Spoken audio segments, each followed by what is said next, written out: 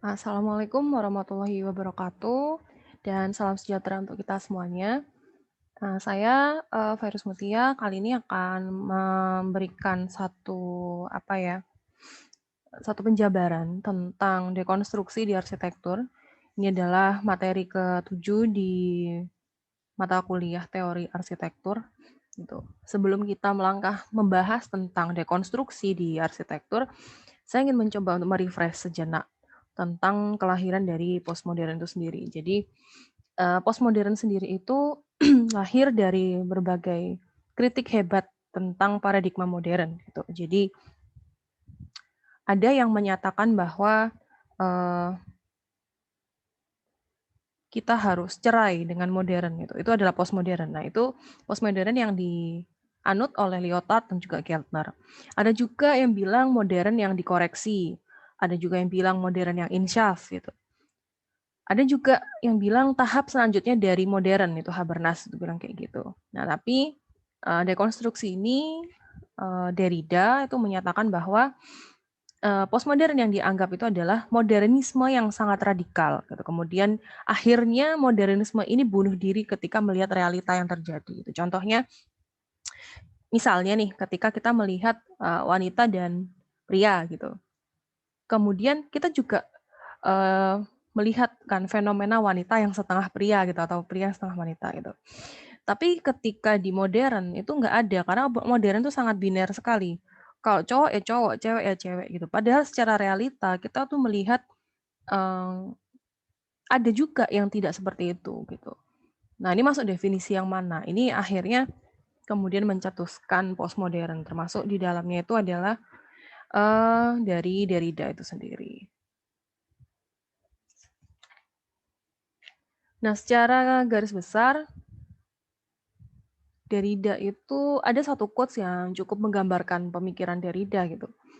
Dia menyatakan bahwa tidak ada struktur, tidak ada kebenaran yang pasti.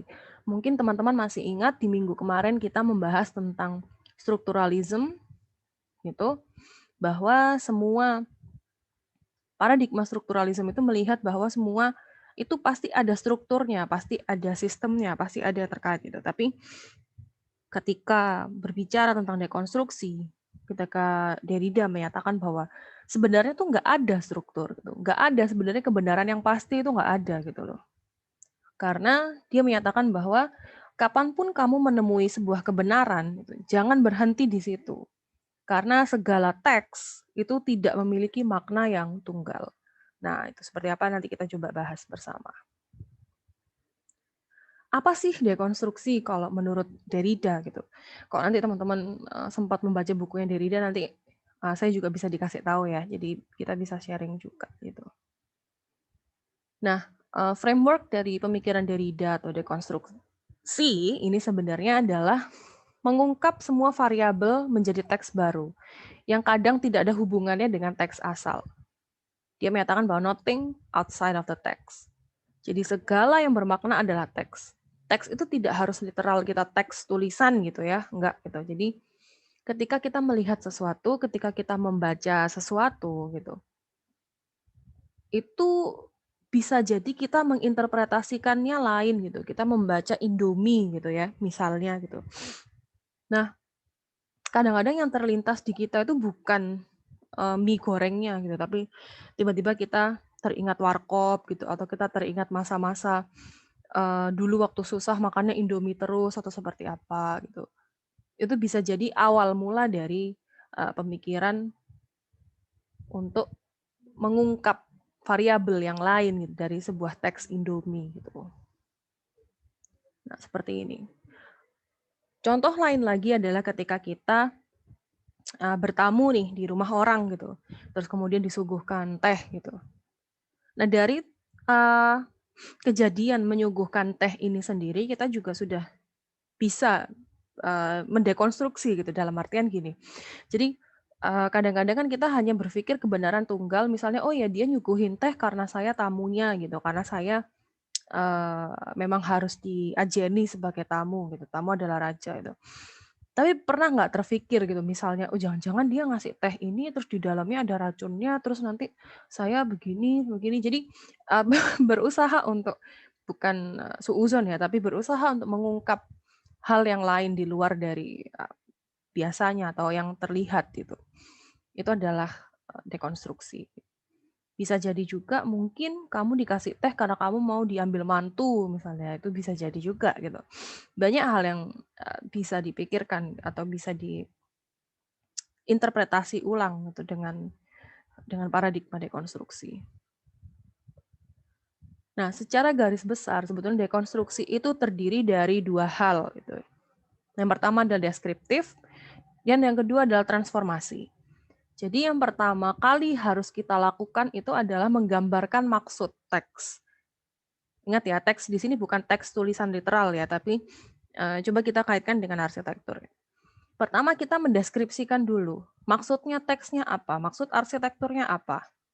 Kemudian kita mengubahnya. Itu adalah dekonstruksi.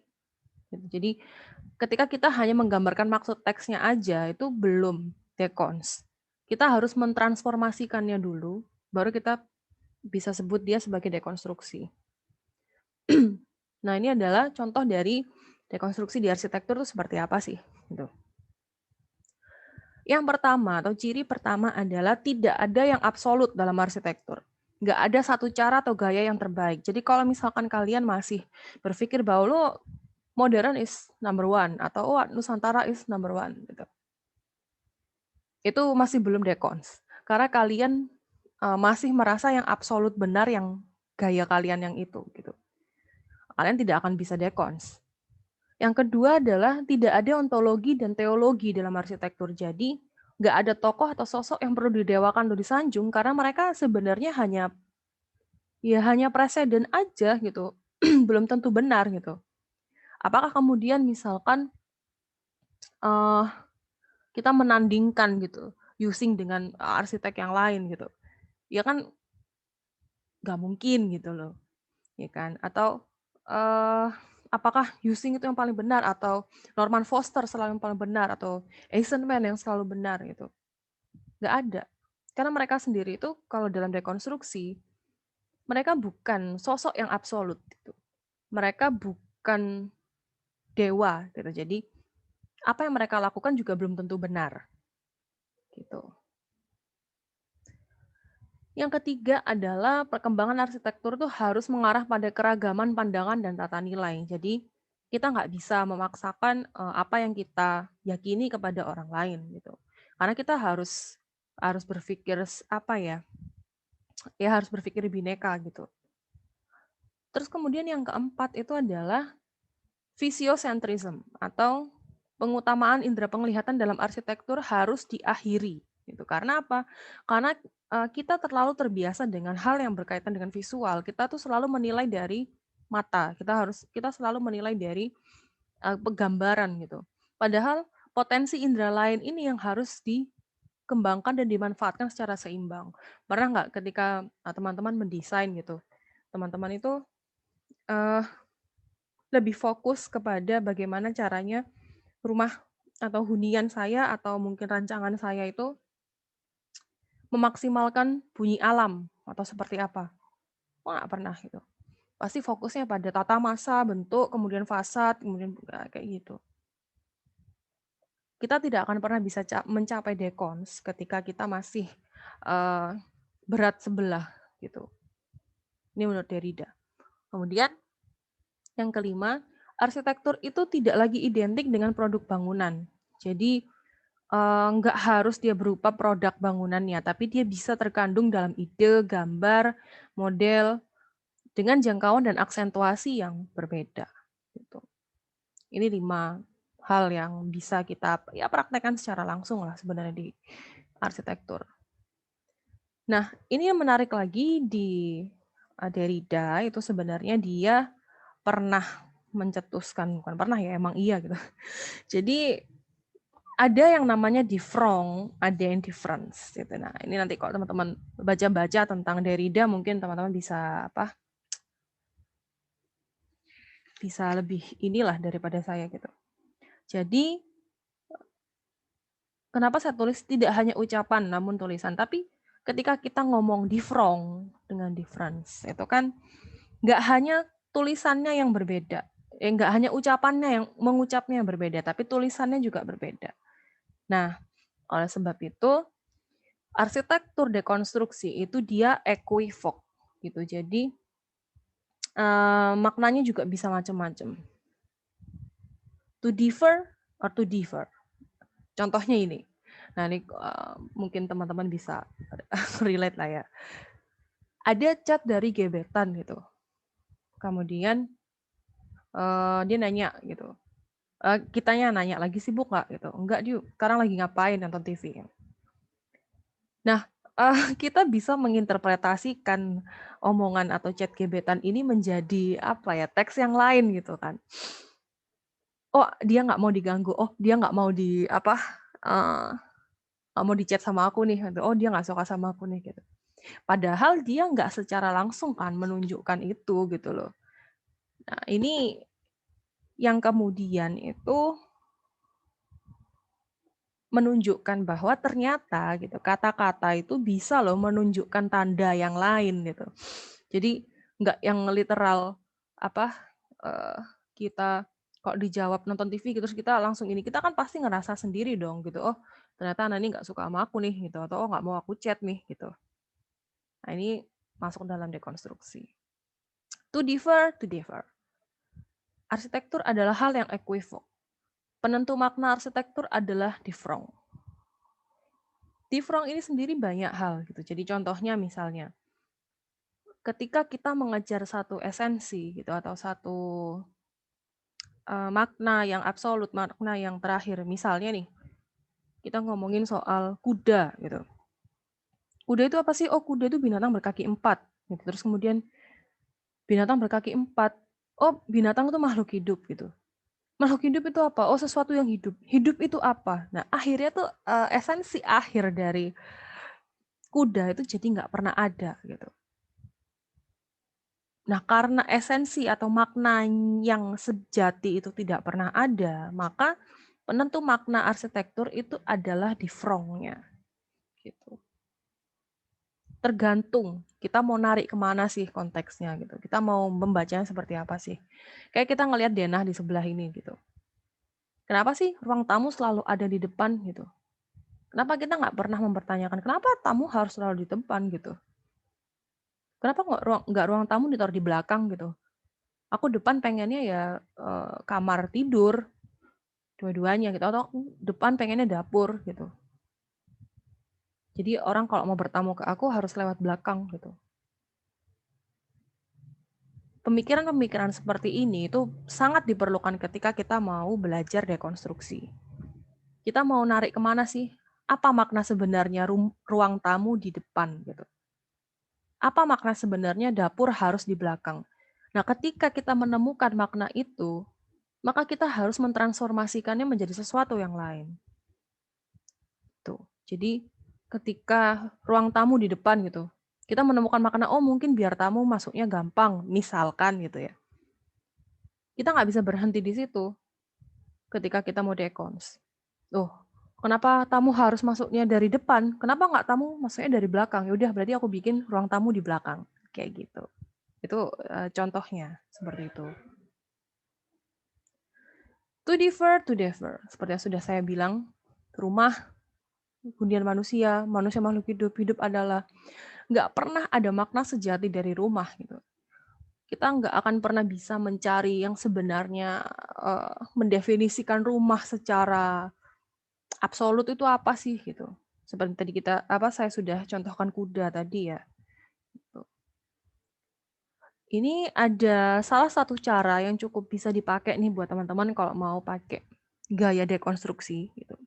Dari Michael Benedict, Deconstructing the Gimbal. Ini ada 7, ini sebenarnya sih salah nih, 1, 2 di bawah nih. Jadi ada difference, differences, differential, differing, hierarchy reversal, marginality, centrality, iterability, and meaning. Ini teman-teman bisa pakai. Nah, dekonstruksi di arsitektur, difference, differential, dan differing itu hampir ini ya, tadi sudah sedikit saya singgung juga.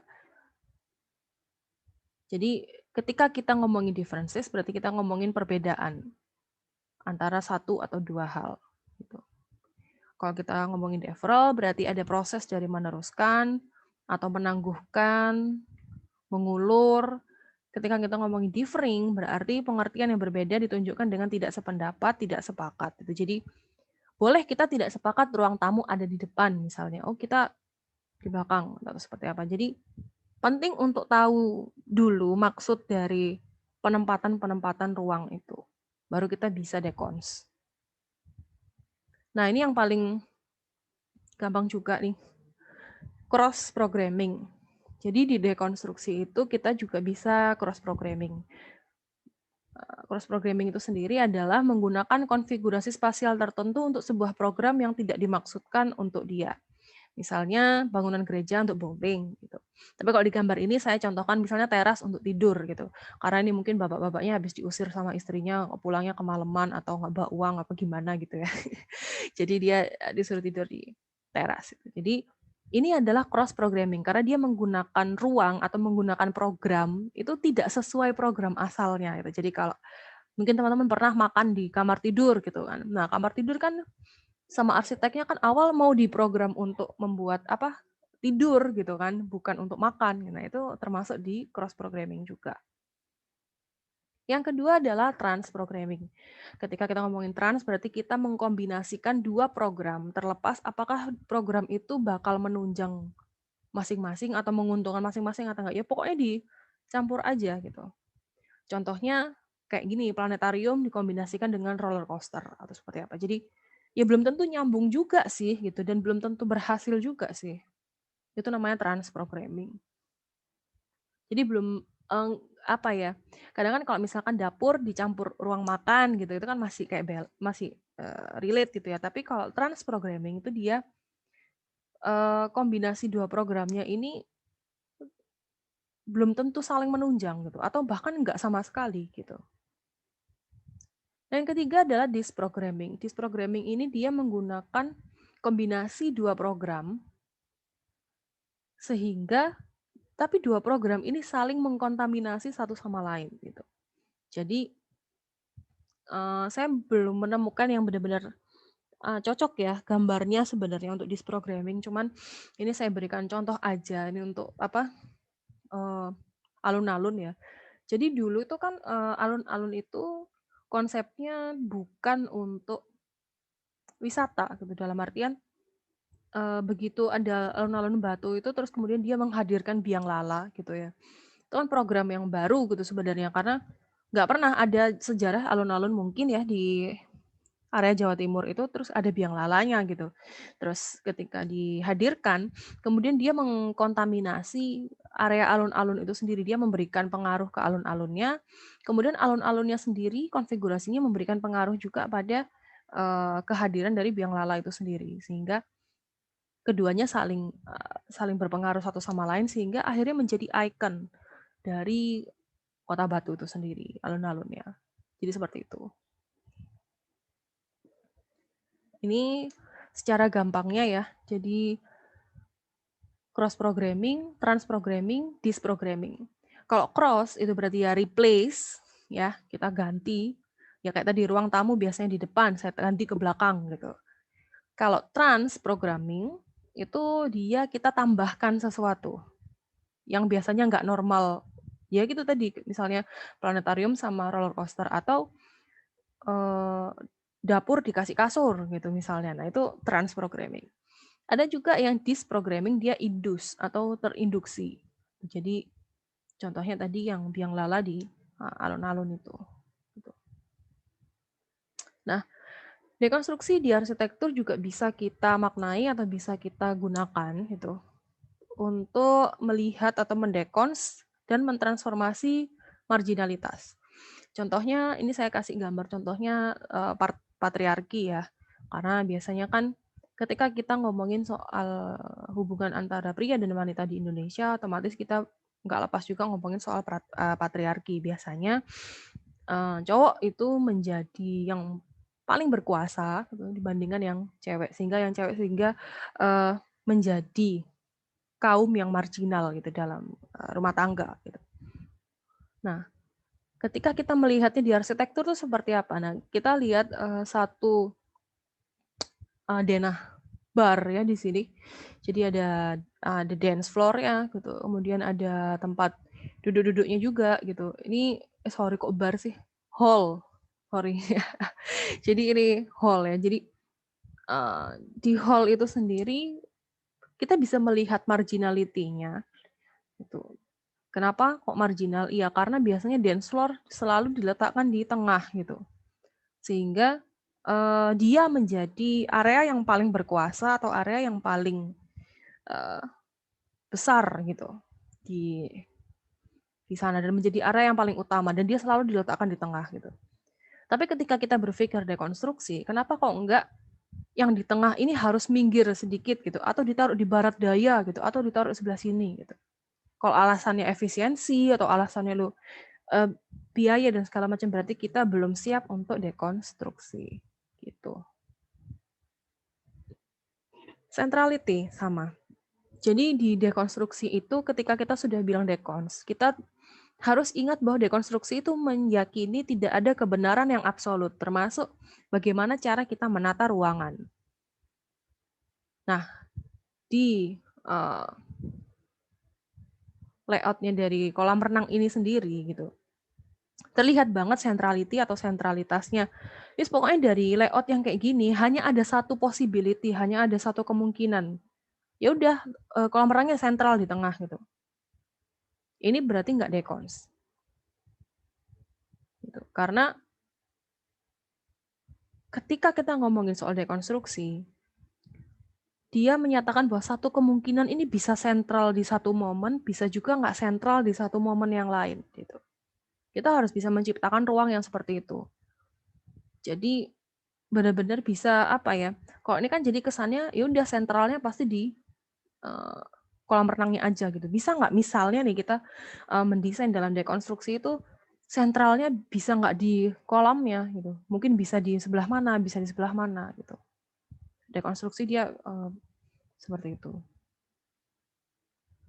Kemudian iterability dan meaning. Jadi di dalam dekonstruksi juga penggunaan unsur arsitektural secara berulang-ulang akan membuka pemahaman yang lebih baik terhadap makna itu. Jadi unsur arsitekturnya itu bisa batu bata, jendela, pintu kolom, sampai bentukan geometri dan hubungan abstrak formalnya. Gitu.